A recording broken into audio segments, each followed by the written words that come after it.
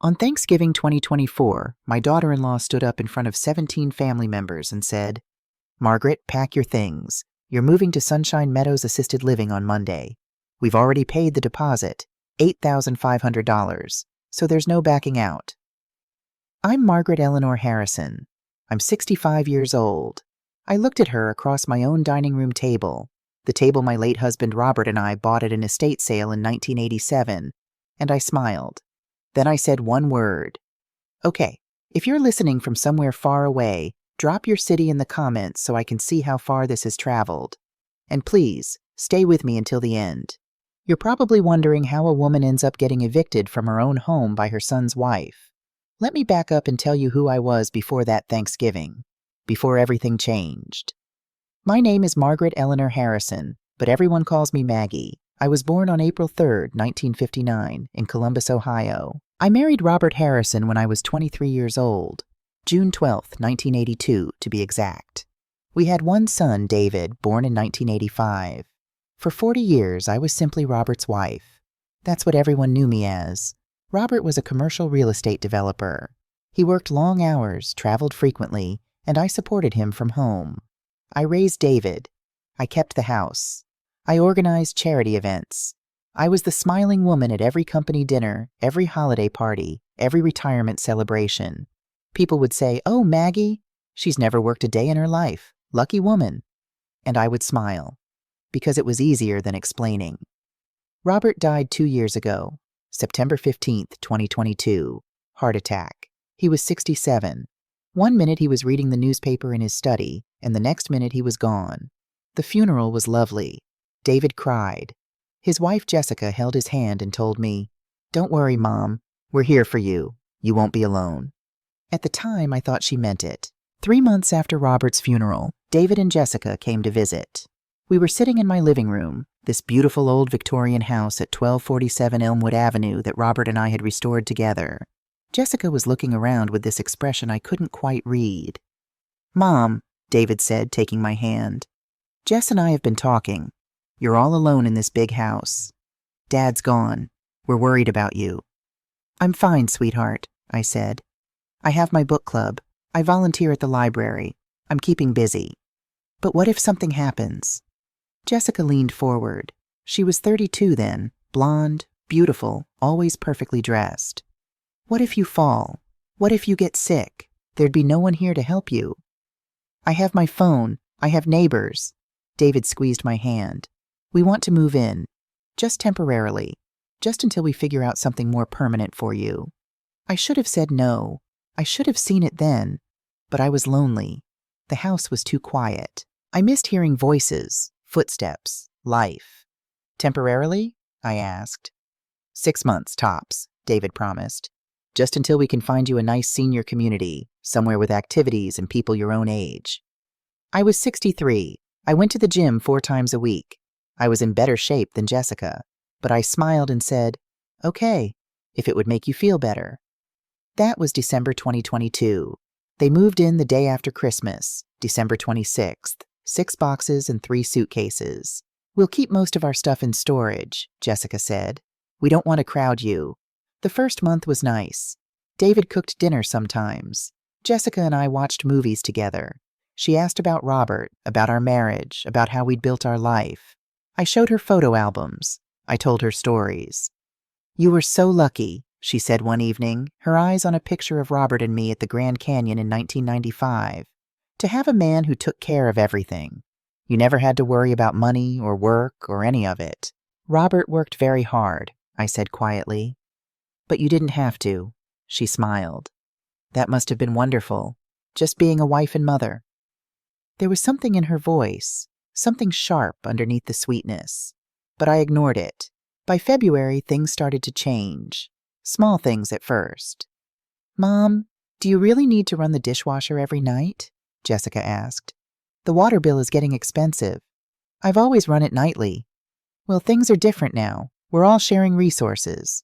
The next week, "Mom, can you start parking on the street? David needs the driveway for his car, and there's really only room for 2 vehicles." "This is my house, my driveway," she laughed. "Don't be silly. We're family. What's yours is ours, right?" By March, I was parking on the street. In April, Jessica asked me not to use the master bedroom anymore. "The baby's coming in August," she said, hand on her flat stomach. "We need the bigger room. You understand, don't you? For your grandchild?" I moved into the guest room, the small one at the end of the hall, the one with the window that stuck and the radiator that clanked. David said nothing. When I tried to talk to him about it, he'd say, "Mom, Jessica's pregnant. She needs to be comfortable. Can't you just be flexible?" In May, I came home from the library to find Jessica going through my closet. "What are you doing?" I asked from the doorway. She didn't even look embarrassed. "Just seeing what you have. Some of these clothes are really outdated, Maggie. When's the last time you went shopping?" "Those are my things. I'm trying to help you. You want to look good, don't you? Not like some frumpy old woman?" She pulled out a dress, a beautiful blue dress Robert had bought me for our 35th anniversary. "This is actually cute. Can I borrow it?" "That was a gift from Robert." "He's dead, Maggie. He won't mind." She took the dress off the hanger. "I'll be careful with it." I watched her walk out of my room wearing Robert's last gift to me. That night I couldn't sleep. I lay in the guest room and listened to them talking in the master bedroom, my bedroom, where I'd slept with Robert for 28 years. "She's so weird about stuff," Jessica's voice carried through the wall. "Like it's just a dress." "She's grieving," David said. "Give her time." It's been almost 2 years. At some point, she needs to move on. I pulled the pillow over my head and tried not to cry. By July, they'd taken over the house completely. Jessica redecorated the living room. My furniture, antiques Robert and I had collected over decades, went into the basement. She brought in modern pieces, all white and chrome and uncomfortable. "It's so much brighter now," she announced. "Your style was really dark and depressing, Maggie." David said nothing. In August, baby Emma was born. August 14th, 2023, 7 pounds 3 ounces. She was beautiful. I cried when I first held her. My granddaughter. "You'll help with babysitting, won't you?" Jessica asked from her hospital bed. "I mean, you're here all day anyway. It's not like you have a job or anything." "Of course," I said, looking down at Emma's tiny face. "I'd love to." So I became the live-in nanny. I changed diapers, did night feedings, rocked Emma to sleep.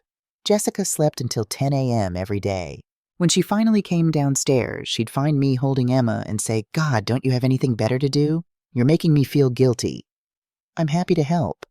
"That's good, because we really can't afford daycare right now. David's between jobs." David had quit his job in June. He was exploring opportunities, which meant he sat in my study, Robert's study, playing video games for 6 hours a day. September came, October, November. I started noticing other things. Jessica wore expensive clothes, new designer purses. She got her nails done every 2 weeks. David bought a new car, a BMW, $63,000. When I asked how they could afford it, Jessica said, "David's investments are doing well." "What investments?" He hadn't worked in 5 months. I started paying attention, really paying attention. Mail came to the house addressed to Elmwood Property Management, LLC. I didn't recognize the company name. There were bank statements for accounts I'd never heard of. Jessica would grab the mail before I could see it, but sometimes she'd miss 1 or 2 pieces. One morning in early November, I found a property tax bill on the kitchen counter for 1,247 Elmwood Avenue, my house. But it wasn't addressed to me. It was addressed to Elmwood Property Management, LLC. I stood there holding that bill, and something cold settled in my chest. That was when I started keeping track, writing things down, taking pictures with my phone when they weren't looking. And then came Thanksgiving. Jessica insisted on hosting Thanksgiving at our house. "Your house," I corrected in my head, but by then everyone called it David and Jessica's place.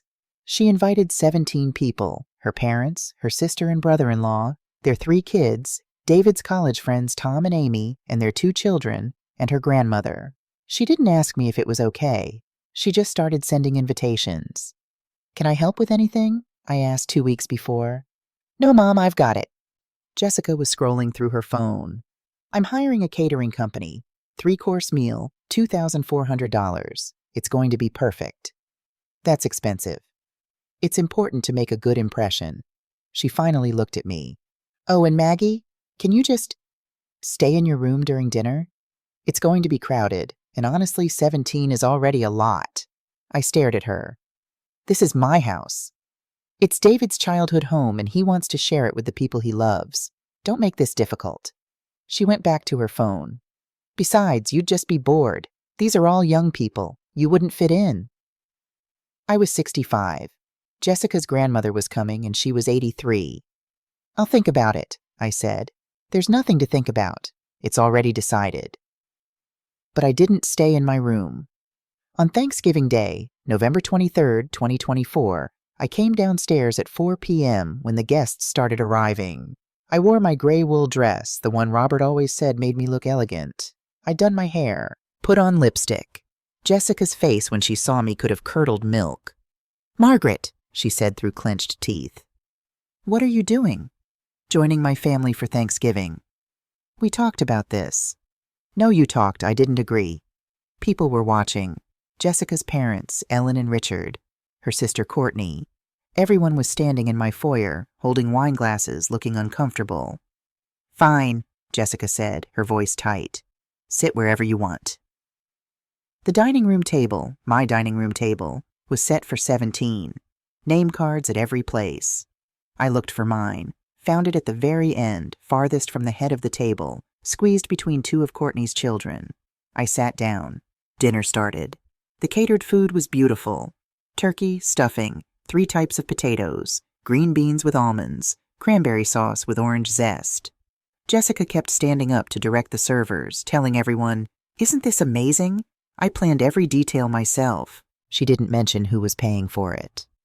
Around 5:30 p.m., after the main course but before dessert, Jessica stood up.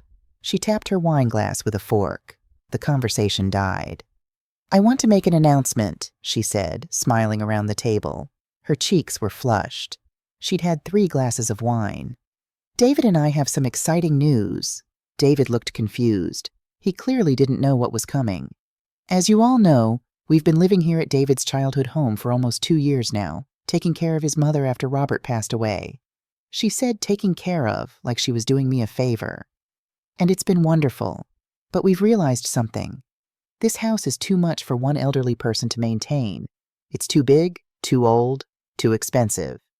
I set down my fork carefully. So after a lot of careful thought and consultation with medical professionals, she hadn't consulted anyone, we've decided that it's time for Margaret to move somewhere more appropriate for her needs. The table went quiet. 17 people staring at me. "We found a beautiful assisted living facility called Sunshine Meadows. It's only 20 minutes away. They have activities, medical staff, everything she needs. And the best part?" Jessica's smile widened. "They had an opening that starts Monday, November 27th. We've already paid the deposit, $8,500, to secure her spot." My hands were shaking. I folded them in my lap. "Margaret," Jessica said, looking directly at me now, "I know this is hard, but you have to be realistic. You're not getting any younger. You can't take care of this house anymore. David and I, and Emma, we need the space. And honestly, you'll be happier with people your own age." Ellen, Jessica's mother, was nodding sympathetically. "It sounds lovely, Margaret. Assisted living facilities are so nice now. Nothing like the old nursing homes." "I'm 65 years old," I said quietly. "I'm not. You're 65, and you've never worked a day in your life," Jessica interrupted. "You have no income, no savings of your own. Everything you have came from Robert, and now that he's gone—" She shrugged delicately. "David is being very generous, letting you stay as long as you have, but we can't support you forever."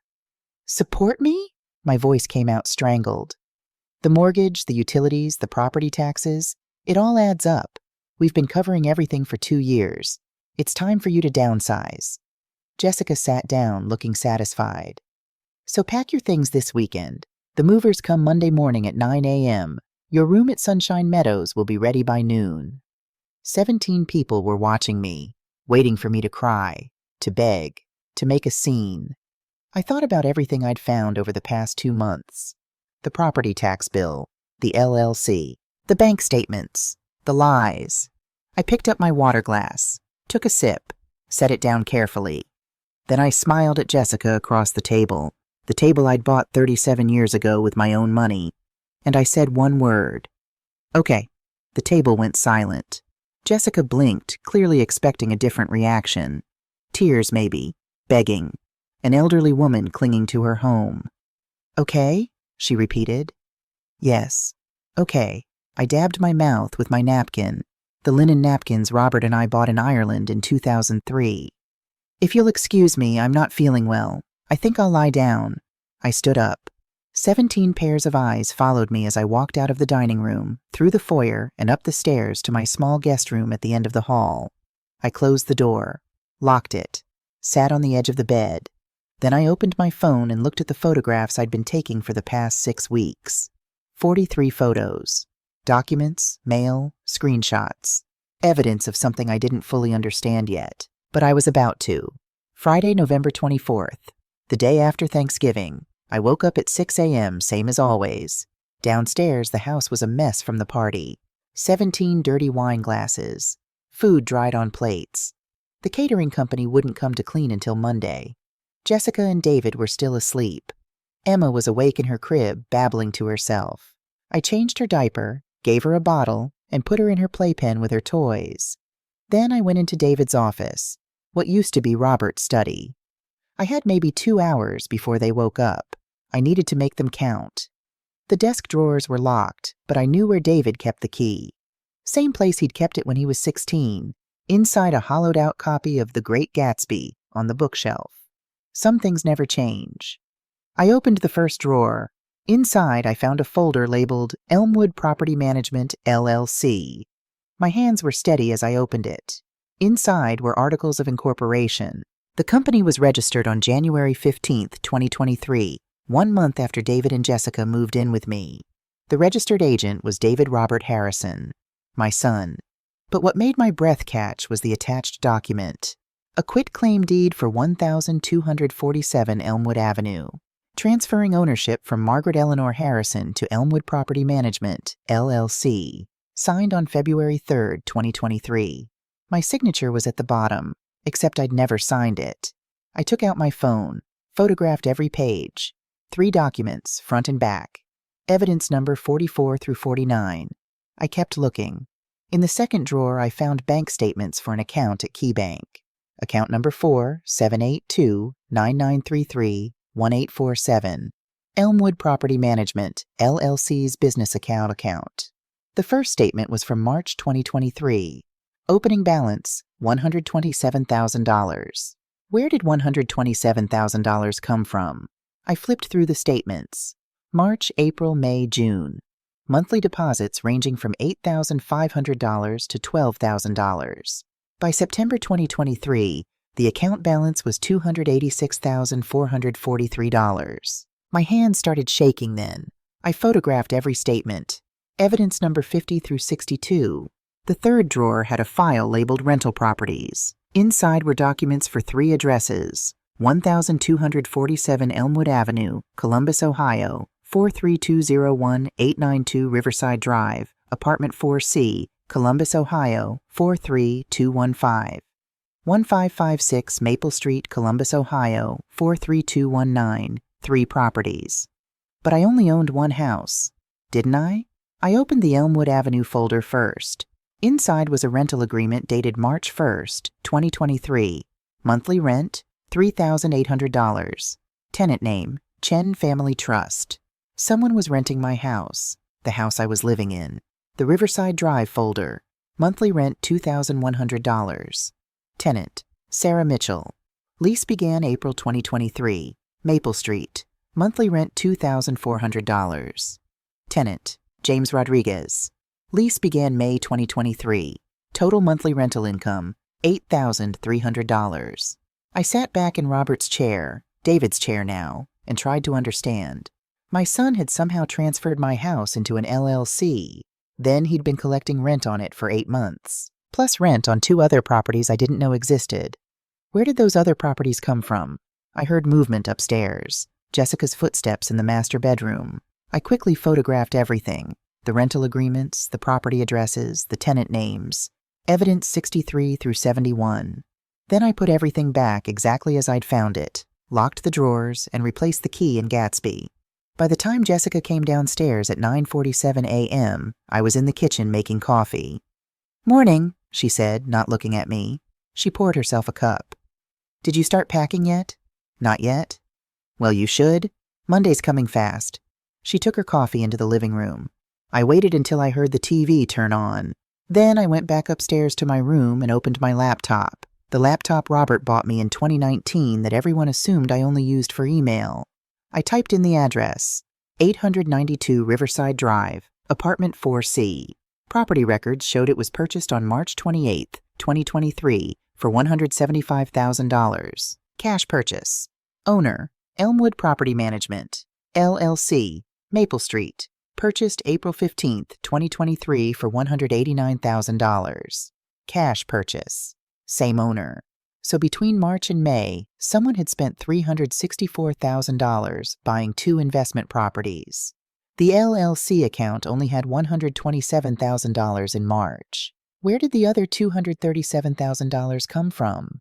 Monday, November 27th, the day I was supposed to move to Sunshine Meadows.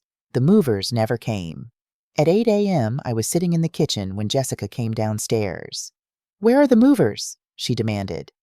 "I called them yesterday," I said calmly. "Canceled the appointment." Her face went red. "You can't cancel.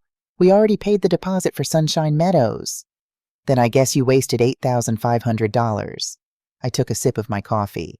"I'm not going anywhere." "David!" she screamed up the stairs. "David!" He came running down in his pajamas. "What's wrong?" "Your mother canceled the movers. She's refusing to leave." David looked at me like a stranger. "Mom, we talked about this." "No, Jessica talked. I said okay. I didn't say when." "You're being unreasonable." "Am I?" I set down my coffee cup. "Because I've been thinking about something. If I'm such a burden, if I have no income and no savings, how exactly have I been living for the past 2 years? Where's my money coming from?" Jessica and David exchanged a glance. Quick, nervous. "We've been supporting you," Jessica said. "We told you that." "Show me." "What?" "Show me the bank statements. Show me where you've been paying my expenses." "We don't have to show you anything," David said. "This is our house now." There it was, the truth slipping out. "Your house?" I asked softly. "I grew up here. Dad left it to me." "Did he? That's interesting. Because I have a copy of your father's will, and it says something different." That was a bluff. I hadn't looked at Robert's will in 2 years, but the way David's face went pale told me I was onto something. "Get out," Jessica said. "Get out of this house right now." "No." "We'll call the police." "Please do. I'd love to explain to them about Elmwood Property Management, LLC. Silence. "How do you—" David started. "Shut up," Jessica snapped at him. To me, "You've been going through our things." "My things. In my house." Jessica's jaw clenched. "You have until Friday to leave, or we'll have you evicted." She stormed out. David followed her like a puppy. I waited until I heard their bedroom door slam. Then I got to work. I spent Monday afternoon at the Columbus Metropolitan Library. The reference librarian, Patricia, knew me from my volunteer work. "Maggie, what brings you in on your day off?" "I need to look up some property records," I said. "Can you help me access the county database?" "Of course." She set me up at a computer with access to the Franklin County Recorder's Office records. I started searching. 1247 Elmwood Avenue. The quitclaim deed transferring ownership to Elmwood Property Management, LLC was recorded on February 3rd, 2023. My signature was notarized by someone named Linda Chen, notary ID number 47829. I'd never met Linda Chen. I searched for other properties under Elmwood Property Management, LLC. What I found made my blood run cold. There weren't 3 properties. There were 7. 1247 Elmwood Avenue, my house. Quitclaim deed, February 2023. 892 Riverside Drive, apartment 4C. Purchase $175,000, March 2023. 1556 Maple Street. Purchase $189,000, April 2023. 3347 Oakland Avenue. Purchase $198,000, May 2023. 778 Summit Street, Apartment 2B, purchase $162,000, June 2023. 2,940 Henderson Road, purchase $215,000, July 2023.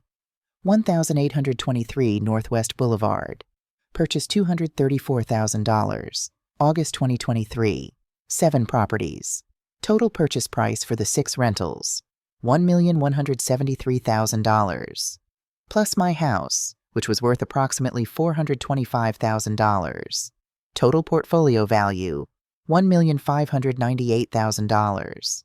I sat there staring at the screen. Where did David and Jessica, my son who'd been unemployed for a year and his wife who'd never worked, get $1.17 million in cash? I printed every document, 37 pages, cost me $18.50 in printing fees, worth every penny.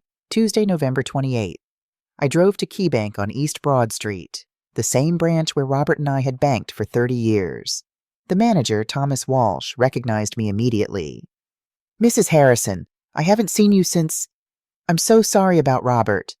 "Thank you, Thomas. I need your help with something." "Of course. Come into my office." I sat down across from his desk and pulled out my phone. Showed him the photographs of the LLC bank statements. "Do you recognize this account?" He frowned, putting on his reading glasses. "Elmwood Property Management." "Yes. This account was opened in January 2023. He looked up. "By your son, David Harrison.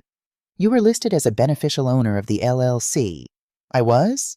"Yes. He showed us the articles of incorporation with your signature." Another forged signature. "Thomas, can you tell me where the money in that account came from?" He hesitated.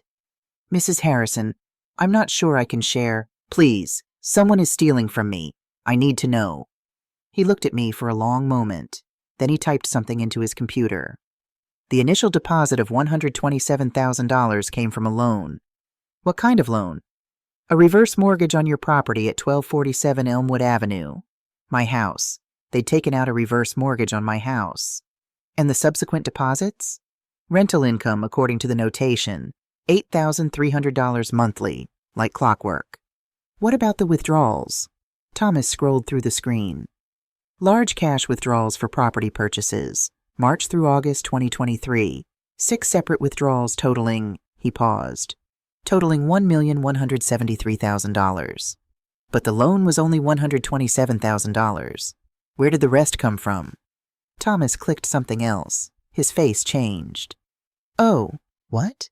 "There was another loan through the LLC from a private lending company called Apex Capital Solutions. Amount $1,500,000. Taken out February 15th, 2023. $1.5 million. "Who signed for it?" I asked, though I already knew. "David Harrison, as CEO of Elmwood Property Management, LLC, and Margaret Eleanor Harrison as beneficial owner." Another forgery. "Thomas, I never signed any of these documents. I didn't know this LLC existed until 2 weeks ago." His face went pale. "Mrs. Harrison, if that's true, you need to contact the police. This is fraud. Identity theft." "Not yet. I need more evidence first." I stood up. "Can you print out the full transaction history for that account? Every deposit, every withdrawal, everything." "I really shouldn't." "Please, Thomas. For Robert." He printed 43 pages, handed them to me in a manila envelope. "Be careful, Mrs. Harrison." "I will." Wednesday, November 29th. I made an appointment with Patricia Moreno, an attorney Robert had worked with years ago. Her office was in a sleek building downtown. "Margaret," she said, shaking my hand, "I was so sorry to hear about Robert. What can I do for you?" I laid out everything. The forged deed, the LLC, the reverse mortgage, the $1.5 million loan, the 7 properties, the rental income. She listened without interrupting, taking notes. When I finished, she sat back in her chair. "This is elder financial abuse," she said, "and it's fraud on a massive scale. Can we prove it?" "Do you have documentation?" I pulled out the manila envelope, bank statements, property deeds, rental agreements, everything I'd gathered. She spent 20 minutes reviewing it all. "The forged signatures are the key," she finally said. "We'll need a forensic document examiner to confirm their forgeries. But if they are, and I believe you, then every transaction based on those signatures is void. What does that mean? It means the LLC is invalid, the property transfers are invalid, the loans are invalid, everything reverts back to you. What about the properties they bought with the loan money? Patricia smiled. It wasn't a nice smile. Those would be yours too. Assets purchased with funds obtained through fraud become property of the defrauded party. So all 7 properties would be mine? Yes, along with any rental income collected. She calculated quickly. $8,300 per month times 8 months so far, that's $66,400 in collected rent, plus the 6 investment properties worth $1.17 million, plus your original house. Plus you'd have a strong case for emotional distress damages. My head was spinning.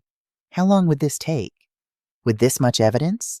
We could file an emergency restraining order by Friday, freeze all the LLC accounts, prevent them from selling or transferring any properties. Then we file a civil suit for fraud, forgery, and elder abuse, with criminal referrals to the Franklin County prosecutor. Criminal? Margaret, they stole $1.5 million using your forged signature. That's not civil court. That's prison. David, my son, in prison. I must have looked pale because Patricia leaned forward. I know he's your son, but what he did to you, what they did, this is serious. They didn't just steal money. They tried to put you in a nursing home so you wouldn't discover what they'd done. They were going to steal your entire life. I thought about Thanksgiving, Jessica's smile. Pack your things. What do I need to do? I asked. First, we get your signatures analyzed. I know an excellent forensic examiner. Second, we need to secure Robert's original will. Do you have it? It's in the safe at the house. Get it. I need to verify the terms. Robert left everything to me. The house, his investments, everything. Then David has no claim to any of it, which makes this even worse. Patricia started typing. I'll draft the paperwork today. We'll file Friday morning. Can you be out of the house by then? Why? Because when the police serve the restraining order, things are going to get ugly. I don't want you there. Thursday, November 30th. I went to the safe in the basement. The combination was my wedding anniversary. 06-12-82. Inside was Robert's will. I hadn't opened it since the funeral. I sat on the basement floor and read every page.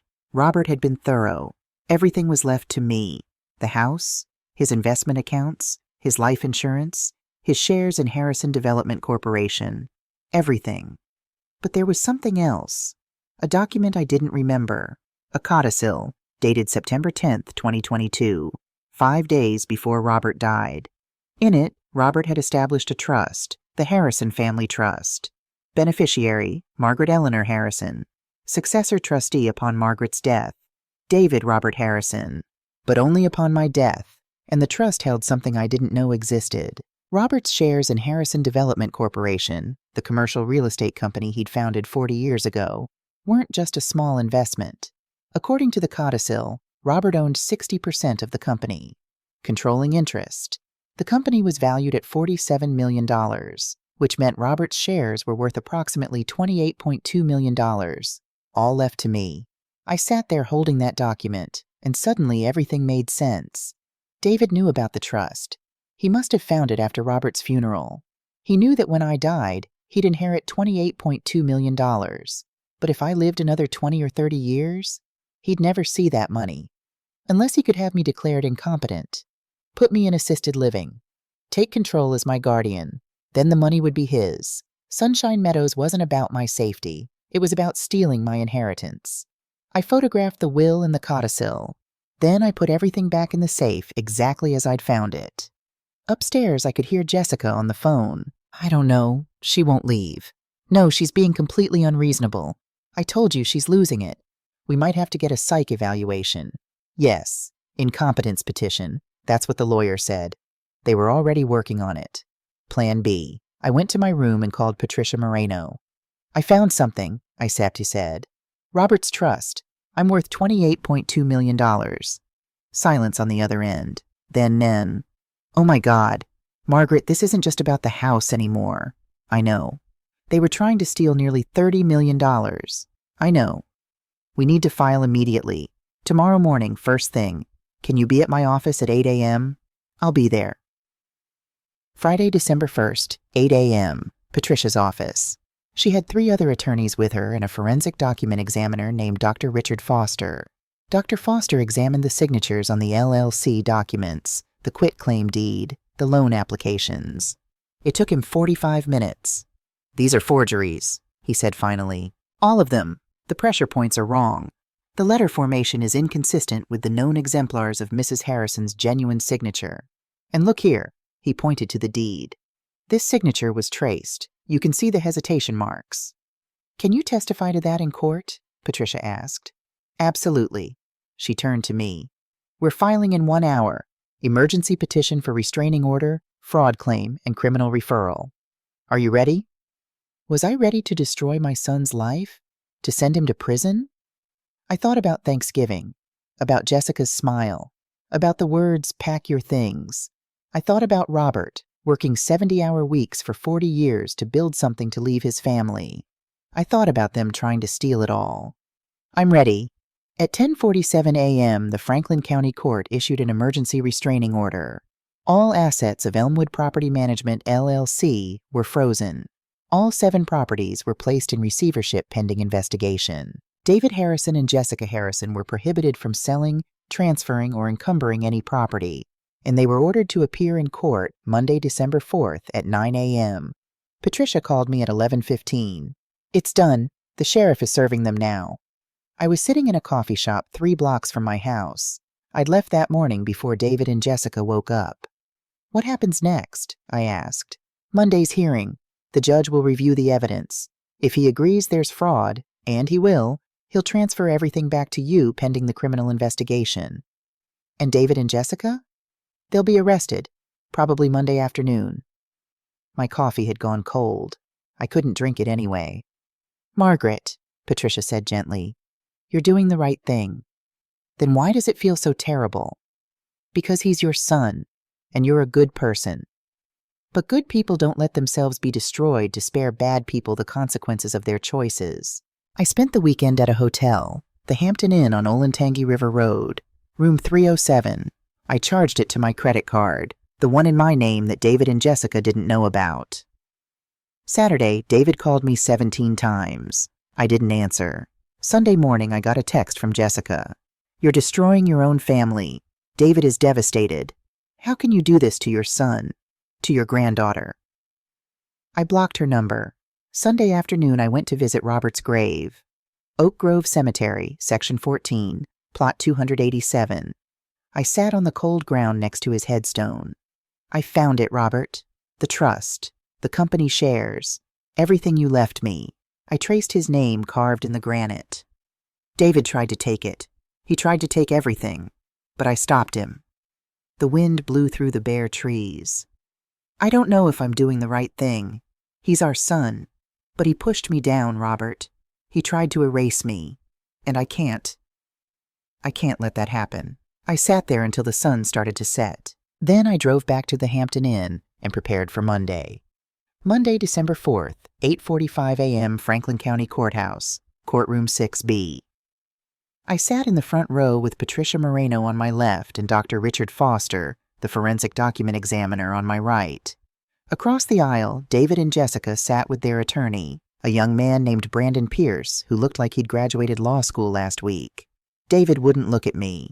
Jessica stared straight ahead, her jaw clenched so tight I could see the muscle jumping. Judge Catherine Reynolds entered at exactly 9 a.m. She was 62, gray-haired, with the kind of face that had seen everything and wasn't impressed by any of it. "Be seated," she said. "Case number 2024-CV-8847. Margaret Eleanor Harrison versus David Robert Harrison, Jessica Marie Harrison, and Elmwood Property Management, LLC. This is an emergency hearing on petitioner's request for a restraining order and asset freeze. Mrs. Moreno, you filed this petition?" Patricia stood. "Yes, Your Honor. I've reviewed your submission. These are serious allegations: fraud, forgery, identity theft, elder financial abuse. Mr. Pierce, has your client had adequate time to review the evidence?" Brandon Pierce stood. "Your Honor, we only received these documents Friday afternoon. We haven't had time to—" The evidence has been in your client's possession for the past year, Judge Reynolds interrupted. They created it. I think they're familiar with it. Now sit down and let's proceed. Pierce sat. Jessica grabbed David's hand. Judge Reynolds looked at Patricia. Walk me through it. Patricia stood and approached the bench. Your Honor, this case involves a systematic scheme to defraud an elderly widow of her home, her assets, and ultimately her life savings. It began in December 2022, 3 months after the death of Margaret Harrison's husband, Robert Harrison. She pulled out the first document, projected it onto the screen behind the judge. This is the Articles of Incorporation for Elmwood Property Management, LLC, filed January 15, 2023. The registered agent is David Harrison, the defendant and Mrs. Harrison's son. According to these articles, Margaret Harrison is listed as a 50% owner of the company. Did you agree to this, Mrs. Harrison? The judge asked me. I stood. No, Your Honor, I didn't know the company existed until 2 weeks ago. Patricia pulled out the next document. This is a quitclaim deed for 1247 Elmwood Avenue, Mrs. Harrison's home of 42 years, dated February 3, 2023. It transfers ownership from Margaret Harrison to Elmwood Property Management, LLC. You'll note Mrs. Harrison's signature at the bottom. The signature looked like mine. Even I had to admit that. Mrs. Harrison, is this your signature? Judge Reynolds asked. No, Your Honor. How can you be sure? Because I never signed it. I never saw this document until I found it in my son's desk on November 24th. Patricia nodded to Dr. Foster. He stood, approached the bench, and pulled out a folder thick with papers. Your Honor, I'm Dr. Richard Foster, forensic document examiner. I've been doing this work for 31 years, testified in over 300 cases. I examined the signatures on all documents in this case and compared them to known exemplars of Mrs. Harrison's genuine signature. He pulled out a comparison chart, projected it on the screen. Look here. Mrs. Harrison's genuine signature has a distinctive loop in the G of Margaret and a rightward slant of approximately 15 degrees. The signature on the quit-claim deed has no loop and a leftward slant. The pressure points are wrong, and most tellingly, he pointed to a magnified section. You can see hesitation marks here, here, and here. This signature was traced. Traced? The judge asked. Someone placed an original signature under this document and traced over it with a pen. It's a common forgery technique, but it leaves telltale signs under magnification. Jessica whispered something to Brandon Pierce. He shook his head. Patricia continued. The forged deed allowed the defendants to claim ownership of Mrs. Harrison's home. They then used that home as collateral for a reverse mortgage in the amount of $127,000, taken out on February 10, 2023. She pulled out the bank statement. $127,000 deposited into the LLC account on February 15th. But they didn't stop there, Patricia said. On that same day, February 15th, the defendants took out a second loan. This one from a private lending company called Apex Capital Solutions. Amount, $1,500,000. The number hung in the air. $1,500,000. Jessica's face had gone white. Your Honor, Patricia continued, I have the loan application here. It lists Margaret Harrison as a co-borrower and uses her home as collateral. Her signature appears on page 4. Dr. Foster stepped forward again. Also forged. Same hesitation marks. Same incorrect pressure points. So let me understand this, Judge Reynolds said.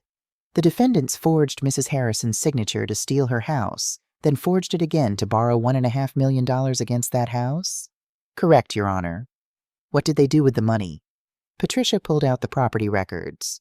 Between March and August 2023, they purchased 6 investment properties. Total cost, $1,173,000. She listed them. 892 Riverside Drive, Apartment 4C, $175,000. 1556 Maple Street, $189,000. 3347 Oakland Avenue, $198,000. 778 Summit Street, Apartment 2, B, $162,000. 2940 Henderson Road, $215,000. 1823 Northwest Boulevard, $234,000. All 6 properties were rented out. Monthly rental income, $8,300. The defendants collected this rent for 8 months, $66,400 total, and deposited it into the LLC account. Where did the rest of the loan money go? The judge asked. Patricia pulled out another bank statement. Withdrawals, large cash withdrawals. March 15th, $43,000. April 22nd, $38,500. May 8th, $29,000. June 30th, $52,000. July 14th, $71,000. August 3rd, $95,000. She paused. Total cash withdrawals, $328,500. We believe this was spent on personal expenses. Designer clothes, jewelry, a BMW purchased for $63,000, vacations, restaurants. Can you prove that? Judge Reynolds asked. Patricia nodded to her associate, who wheeled in a box.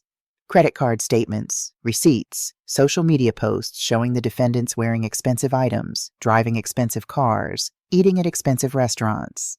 All dated between March and November 2023.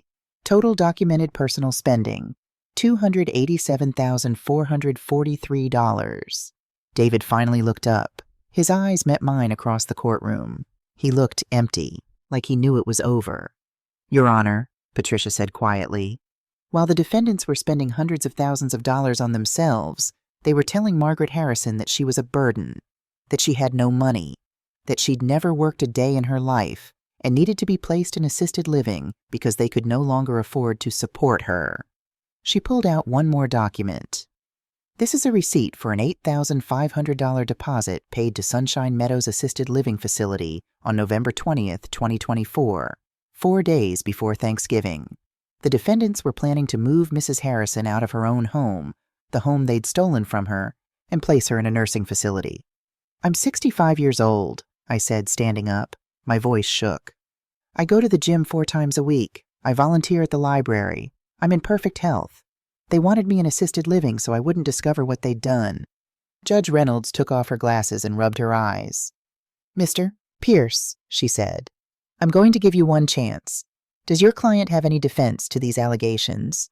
Brandon Pierce whispered with David and Jessica for a long moment. Then he stood. Your Honor, my clients, they made mistakes. They were struggling financially. They have a baby. The pressures of modern life, the cost of living. Did they or did they not forge Mrs. Harrison's signature? The judge interrupted.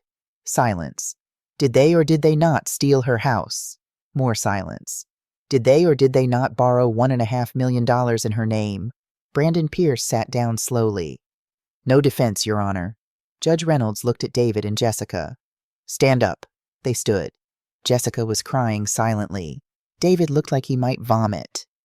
I have been a judge for 19 years, Judge Reynolds said. I have seen a lot of terrible things, but what you did to your own mother, she shook her head. This is elder abuse of the worst kind. This is systematic, calculated theft. This is fraud on a massive scale. And you did it to the woman who gave birth to you, who raised you, who took you in when you claimed to need help.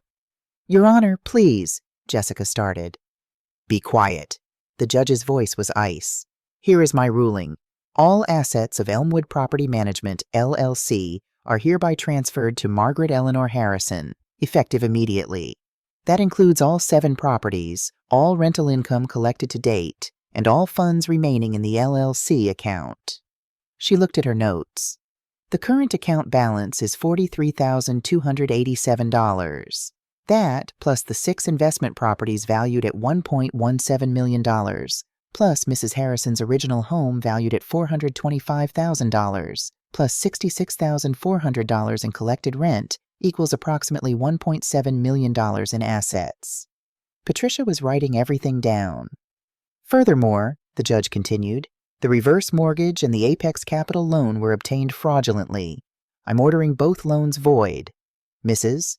Harrison, you are not responsible for repaying them. But, Your Honor, Brandon Pierce stood. The loan companies can pursue the people who actually borrowed the money, Mr. and Mrs. Harrison.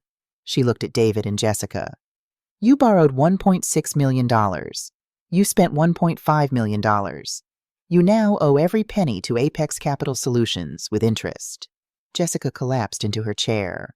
As for the restraining order, Judge Reynolds said, I'm making it permanent. Mr. and Mrs. Harrison, you are prohibited from contacting Margaret Harrison in any way. You are prohibited from entering the property at 1247 Elmwood Avenue. You have 72 hours to remove your personal belongings from the residence. After that, anything remaining becomes Mrs. Harrison's property. She signed the order with a heavy hand. Finally, I'm referring this case to the Franklin County Prosecutor's Office for criminal investigation. Charges will likely include fraud, forgery, identity theft, and elder abuse. Each of these carries a potential sentence of 3 to 8 years in prison. David made a sound like a wounded animal. You destroyed your mother for money, Judge Reynolds said. Now you'll face the consequences. This hearing is adjourned. She stood and left the courtroom. In the hallway outside, Patricia hugged me. You won, she said. Everything. The house, the rental properties, the income, everything. What about the loan? The $1.5 million they borrowed from Apex Capital? That's their problem now. Apex will come after them. Garnish wages, seize assets, whatever it takes. But that's not your concern anymore. I looked back through the courtroom window. David was sitting with his head in his hands. Jessica was on her phone, crying. They have a baby, I said quietly. So do a lot of people in prison. Emma will be taken care of. Social services or Jessica's family. Patricia touched my arm. Margaret, they tried to steal your entire life, your home, your money, your future. And they were going to put you in a nursing home to cover it up. You don't owe them anything. I know. But he was still my son. 6 months later, I woke up at 6:30 a.m. in the master bedroom of my house again, at 1247 Elmwood Avenue. Sunlight streamed through the windows. Robert's side of the bed was still empty, but I'd gotten used to that. I made coffee in the kitchen Jessica had wanted to renovate, to modernize. I'd kept it exactly as it was. The same yellow tiles Robert and I had chosen in 1998. The same oak cabinets we'd refinished together in 2005. At 7 a.m., I took my coffee out to the back porch and sat in the rocking chair Robert built when David was born. The garden was blooming. Roses, hydrangeas, black-eyed Susans.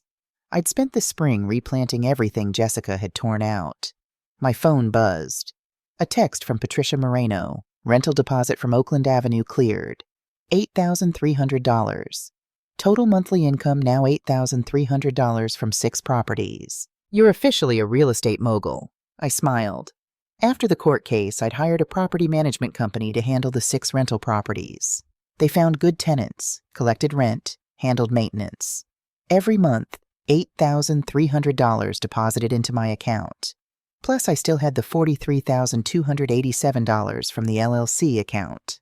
Plus Robert's trust, the $28.2 million in Harrison Development Corporation shares. I was, by any measure, wealthy. More importantly, I was free. The criminal case had moved slowly. David and Jessica were indicted in January on 4 counts of fraud, 2 counts of forgery, and 1 count of elder abuse. Their trial was scheduled for September. I'd been asked to testify. I'd agreed. Jessica's parents had taken custody of Emma. I got updates through Patricia. The baby was healthy, happy, learning to walk. Ellen had sent me one photo, Emma's first birthday in March. She looked like David as a baby. Same dark eyes, same serious expression. I cried when I saw it. I'd offered to help financially. Ellen refused. You've been through enough, Margaret. We'll take care of our granddaughter. So I set up a trust instead. $500,000 for Emma's future.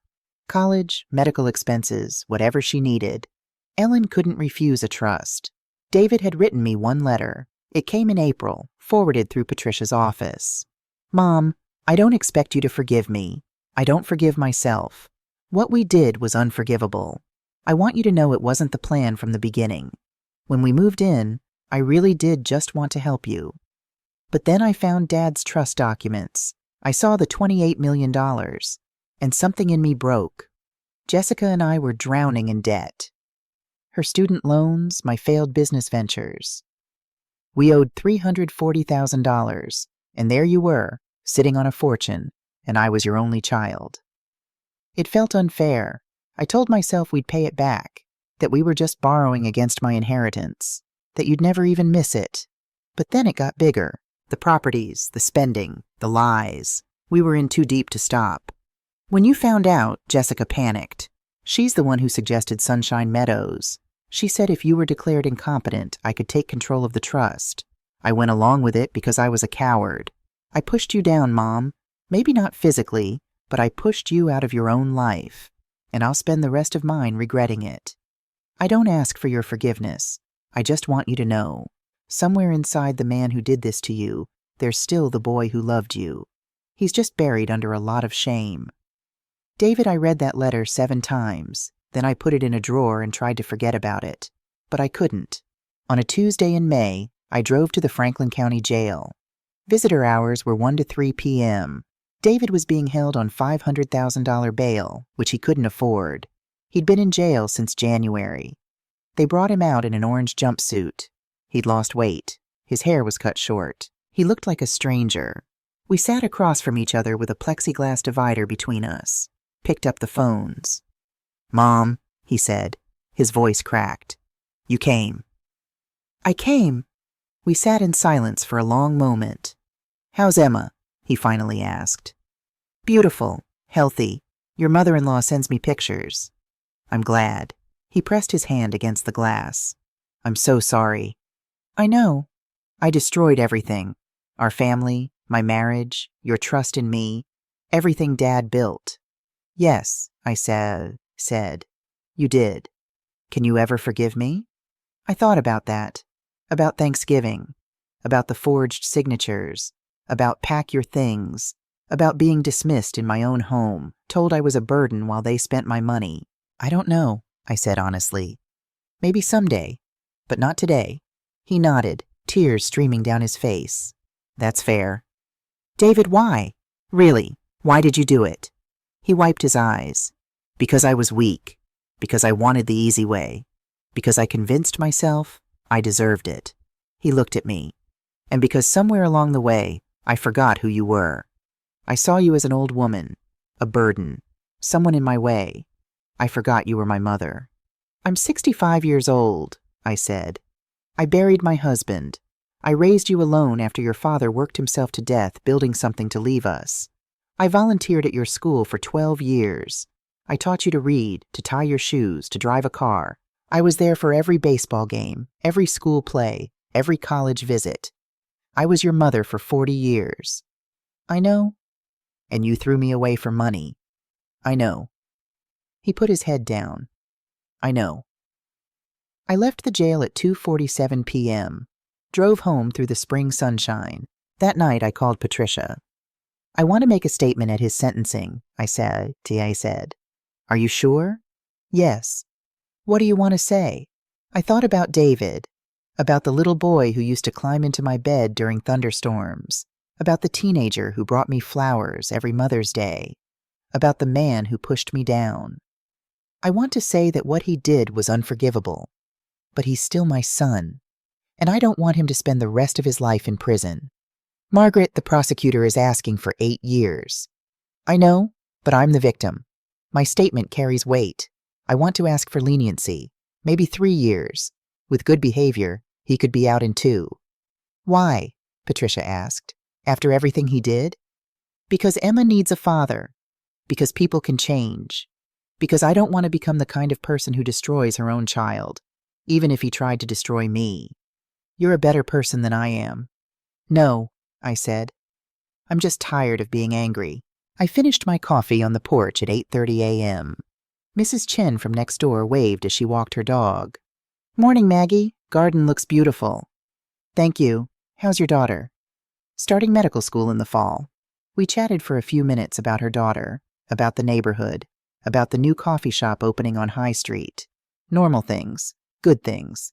At 10 a.m., I drove to Oak Grove Cemetery, Section 14, Plot 287. I sat down next to Robert's headstone with fresh flowers, the purple irises he always loved. "I went to see David," I told him. "He looks terrible, lost about 30 pounds.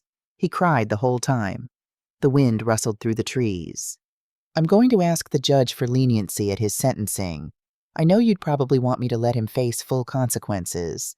But Robert, he's our son. And yes, he did terrible things, but prison won't fix him. Time might. Therapy might. Losing everything he had and facing what he did, that might. I traced Robert's name on the stone. I'm okay, by the way. Better than okay. The rental properties are doing well. I'm volunteering at a women's shelter now, helping other women who've been financially abused by family. Turns out there are a lot of us. A robin landed on the headstone, cocked its head at me. I learned something, Robert. I learned that at 65 I'm not done. I'm not used up. I'm not a burden. I have value. I have strength. I have a whole life still ahead of me. The robin flew away. And I learned that family isn't blood. It's loyalty. It's respect. It's showing up. David stopped being family when he chose money over his mother. Maybe he'll find his way back someday. Maybe not. Either way, I'm going to be okay. I left the cemetery at 11:30 and drove to the women's shelter on Main Street. Tuesday was my volunteer day. I helped women fill out restraining orders, connected them with attorneys, shared my story. You really sued your own son? A woman named Teresa asked me. She was 43. Her husband had emptied their joint account and disappeared. I did. Wasn't that hard? Hardest thing I've ever done, I admitted. But you know what was harder? Living in my own house while being told I didn't belong there. Being erased from my own life. That was harder. Teresa nodded slowly. My husband used to tell me I was stupid, that I couldn't manage money, that I needed him. And now? Now I'm taking accounting classes at the community college. She smiled. Turns out I'm good with numbers. Of course you are. I got home at 4 p.m., made myself dinner, chicken piccata, Robert's favorite, ate it on the back porch while the sun set. At 8 p.m., my phone rang. Unknown number. Hello? Mrs. Harrison, this is Ellen Chen, Jessica's mother. My heart clenched. Is Emma okay? She's fine. She's wonderful. A pause. I'm calling because, well, Jessica's been asking about you. Oh. She's in jail too, same as David. The trial's in September. She's scared. I imagine so. She wants to write to you, to apologize. I told her I'd ask if you'd be willing to receive a letter. I thought about that. About Jessica's smile on Thanksgiving. About pack your things. About the BMW and the jewelry and the $328,500 in cash withdrawals. No, I said quietly. I'm not ready for that. Maybe someday, but not yet. I understand. Ellen hesitated. Mrs. Harrison, I'm sorry. For what they did. For not seeing it sooner. For not protecting you. You didn't know. I should have. The expensive clothes, the cars, the spending. I knew they didn't have jobs. I should have asked questions. We all should have asked more questions, I said.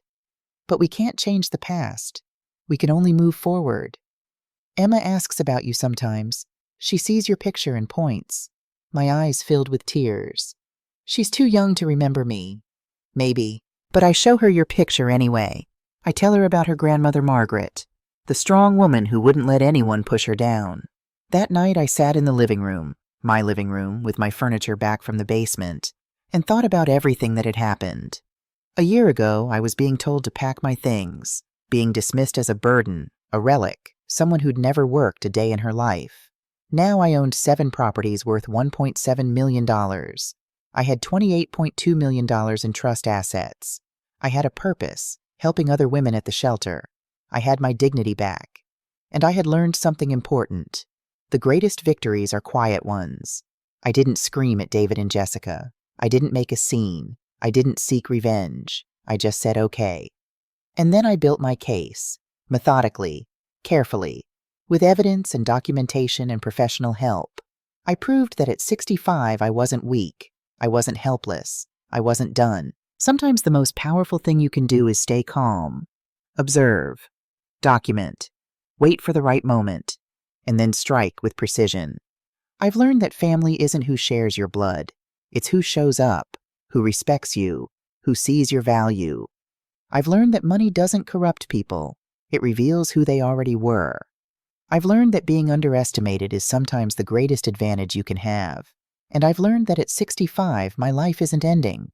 It's just beginning a new chapter. Tomorrow, I have lunch with Patricia. We're talking about starting a foundation, the Robert Harrison Foundation for Elder Financial Advocacy, using some of that $28.2 million to help other people like me. Next week, I'm starting ballroom dancing classes, something Robert and I always talked about but never made time for. Next month, Emma turns 18 months old. Ellen's invited me to her birthday party. I'm going to bring her a teddy bear and a savings bond. And in September, I'll walk into that courtroom and I'll face my son. I'll tell the judge about what he did, about the pain, the betrayal, the theft. And then I'll ask for mercy, not because he deserves it, but because I do. I deserve to not carry this anger forever. I deserve to be the kind of person who can forgive, even when it seems impossible. I deserve peace. It's 10 p.m. now. I'm sitting on my porch in the darkness, listening to the crickets, feeling the warm June breeze. My house is quiet, but it's not empty. It's full of memories, good ones from before, full of possibility for what comes next, full of me, Margaret Eleanor Harrison, 65 years old, widow, mother, grandmother, survivor. And I'm not going anywhere.